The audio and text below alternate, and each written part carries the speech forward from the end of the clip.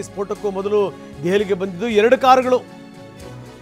ಅಂದ್ರೆ 2 ಕಾರುಗಳನ್ನು ಇವರು ಬಳಸಿದ್ದಾರೆ ಟೆರರ್ ಡಾಕ್ಟರ್ಸ್. 2 ಕಾರುಗಳಲ್ಲಿ ನವದೆಹಲಿಗೆ ಬಂದಿದ್ದಾರೆ. DL10 CK045 eco sports car. ನಮ್ಮ ದೇಶದಲ್ಲಿ ಎಲ್ಲ ಸಿಗುತ್ತೆ ಬಿಡಿ. ನಮ್ಮ ದೇಶದಲ್ಲಿ ಸ್ಫೋಟಕಗಳಿಂದ ಹಿಡಿದು ವೆಹಿಕಲ್ ತನಕ, ಆಶ್ರಯದ ತನಕ, ದುಡ್ಡು ಕಾಸಿನ ತನಕ,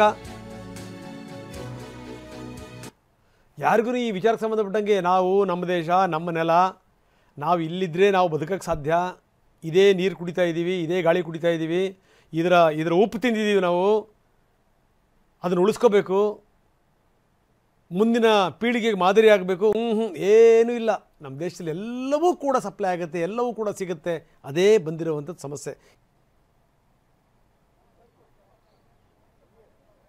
ರಂಗನಾಥ್, ದೇಶದ ಹೊರಗಡೆ ಇರುವಂಥ ಉಗ್ರರನ್ನ ಮಟ್ಟ ಹಾಕ್ಬೋದು ಮತ್ತೆ ಪತ್ತೆ ಮಾಡ್ಬೋದು. ಆದರೆ ದೇಶದ ಒಳಗಡೆ ಇರುವಂಥ ಉಗ್ರರನ್ನ ಪತ್ತೆ ಮಾಡೋದಕ್ಕೆ ಕಷ್ಟ ಸಾಧ್ಯ ಅಂತ ಹೇಳ್ಬೋದು. ಈಗ ಸದ್ಯದ ಮಾಹಿತಿ ಪ್ರಕಾರ ಮೊನ್ನೆ ಒಂದು ಸಂಚು ರೂಪಿಸಿ ಏನಿದ್ದಾರೆ, ಈ ಒಂದು 2 ಕಾರುಗಳಲ್ಲಿ ಬಂದು ಸಂಚು ರೂಪಿಸೋದಕ್ಕೂ ಅಂದರೆ ಕೃತ್ಯ ಬಳಸೋದಕ್ಕೂ ಕೂಡ ಏನು ಪ್ಲಾನ್ ಮಾಡಿದ್ರೆ ಅನ್ನೋದು ಕೂಡ ಗೊತ್ತಾಗ್ತಾ ಇರುವಂಥದ್ದು. ಈಗ I-20 ಕಾರ್ ಒಂದೇ ಅಲ್ಲ, ಇದ್ರ ಜೊತೆಗೆ ಓರ್ವ ಭಯೋತ್ಪಾದಕ ಏನು ಇಕೋ ಕಾರ್ನಲ್ಲಿ ಬಂದಿದ್ದ ಅನ್ನೋದು ಕೂಡ ಗೊತ್ತಾಗ್ತಾ ಇರುವಂಥದ್ದು. CCTV ಪರಿಶೀಲನೆ ವೇಳೆ 2ನೇ ಕಾರು ಕೂಡ ಪತ್ತೆಯಾಗಿರುವಂಥದ್ದು. ಈಗ ಅದನ್ನು ನೋಡೋದಾದ್ರೆ DL10 ಮತ್ತೆ CK045 ನೋಂದಣಿಯ ಇಕೋ ಸ್ಪೋರ್ಟ್ಸ್ ಕಾರ್ ಪತ್ತೆಯಾಗಿರುವಂಥದ್ದು. ದೆಹಲಿಯ ಪ್ರಮುಖ ನಗರಗಳಲ್ಲೂ ಕೂಡ ಈ ಒಂದು ಕಾರ್ ಓಡಾಡಿದೆ. ಅದರಲ್ಲಿ ಓರ್ವ ಭಯೋತ್ಪಾದಕ ಅನ್ನೋದು ಕೂಡ ಈಗ ಅಧಿಕಾರಿಗಳು ಪತ್ತೆ ಮಾಡಿರುವಂಥದ್ದು. ಪ್ರಸ್ತುತ ಏನು ದೆಹಲಿಯಲ್ಲೇ ಈ ಕಾರ್ ಸುತ್ತಾಡ್ತಿದೆ ಅನ್ನೋದು ಕೂಡ ಗೊತ್ತಾಗ್ತಿದೆ. ಕಾರ್ನ ಏನು ಜಾಡನ್ನು ಕೂಡ ಪೊಲೀಸರು ಹಿಡಿದಿರುವಂಥದ್ದು. ಒಟ್ಟಾರೆ ನೋಡೋದಾದ್ರೆ 2 ಕಾರುಗಳಲ್ಲಿ ಒಂದು ಪ್ಲಾನ್ ಅನ್ನ ಮಾಡಿರುವಂಥದ್ದು. ಇಲ್ಲಿ ಮೊದಲೇದಾಗಿ ಯಾವಾಗ ಈ ಪರ್ಟಿಕ್ಯುಲರ್ ಆಗಿ ಪ್ಲೇಸ್ ಅನ್ನೇ ಮೊದಲೇದಾಗಿ ಚೂಸ್ ಮಾಡಿಲ್ಲ ಅಂತ ಹೇಳ್ಬೋದು. ಯಾಕಂದ್ರೆ ಯಾವಾಗ ಒಂದು ಫರೀದಾಬಾದ್ನಲ್ಲಿ ಸ್ಫೋಟಗಳು ವಶಕ್ಕೆ ಪಡಿಸ್ಕೊಳ್ತಾರೋ ಪ್ರಮುಖ ಒಂದು ಸ್ಥಳಗಳಲ್ಲಿ ಒಂದು ಸ್ಫೋಟಕ್ಕೆ ಪ್ಲಾನ್ ಮಾಡ್ತಾರೆ. ಆದರೆ ಎಲ್ಲಿ ಫೇಲ್ ಆಗುತ್ತೆ ಅನ್ನೋ ಒಂದು ಹಿನ್ನೆಲೆಯಲ್ಲಿ ಸಾಕಷ್ಟು ಪ್ಯಾನಿಕ್ಗೆ ಒಳಗಾದಂಥ ಈ ಭಯೋತ್ಪಾದಕ ತಂಡ ಪಾರ್ಕಿಂಗ್ನಲ್ಲೇ ಯೋಜಿಸಿ ಮತ್ತೆ ಬೇರೆ ಬೇರೆ ಕೃತ್ಯಕ್ಕೆ ಬಳಸುವಂಥ ಒಂದು ಸ್ಫೋಟಕಗಳು ಬಳಸುವಂಥ ಸಾಮಗ್ರಿಗಳನ್ನ ಸಂಗ್ರಹ ಮಾಡಿ ಏಕಾಏಕಿ ಬ್ಲಾಸ್ಟ್ ಮಾಡಿದ್ರು ಅನ್ನೋದು ಕೂಡ ಈಗ ತನಿಖೆಯಲ್ಲಿ ಗೊತ್ತಾಗ್ತಾ ಇದೆ. ಒಟ್ಟಾರೆ ಈಗ ಮತ್ತೊಂದು ಕಾರು ಕೂಡ ಪತ್ತೆ ಆಗಬೇಕಾಗಿರುವಂಥದ್ದು. ತನಿಖೆ ಪ್ರಗತಿಯಲ್ಲಿದೆ. NIA ಕೂಡ ತೀವ್ರ ಗತಿಯಲ್ಲಿ ತನಿಖೆ ಮಾಡ್ತಾ ಇರುವಂಥದ್ದು. ರಂಗನಾಥ್, ನೀವು ಸಂಪರ್ಕದಲ್ಲಿರಿ. ಇನ್ನಷ್ಟು ನಾನು ನಿಮ್ಮ ಜೊತೆಗೆ ಮಾತಾಡ್ತೀನಿ. ಇನ್ನು ಉಗ್ರ ಉಮರ್ನ ಸಂಚುಗಳು ಏನೇನಿದ್ವು? ಹೆಸರಿಗೆ ಒಂದು ಡಾಕ್ಟ್ರು, ಮಾಡಿದ್ದೆಲ್ಲ ಹಲ್ಕಟಗಿರಿ. ಯಾವನೋ ರೋಗಿ ಸಾವಿಗೆ ಕಾರಣನಾಗಿ ಇವನನ್ನ ಆಸ್ಪತ್ರೆಯಿಂದ ಹೊರಗಡೆ ಹಾಕಿದ್ರು. ಸರ್ಕಾರಿ ವೈದ್ಯ ಬೇರೆ ಆಗಿದ್ದ ಇವನು. ದೊಡ್ಡ ಸರ್ಕಾರ ಸೇವೆ ಮಾಡ್ತಾ ಇದ್ದ.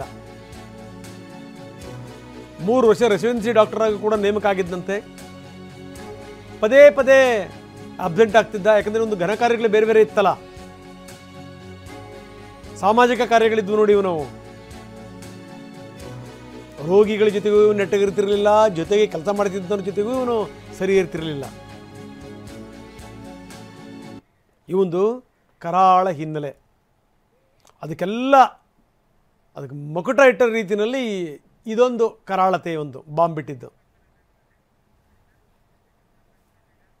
ದೇಶ ಇನ್ವೆಸ್ಟ್ ಮಾಡಿರತ್ತೆ ಅಂಥವ್ರ ಮೇಲೆ.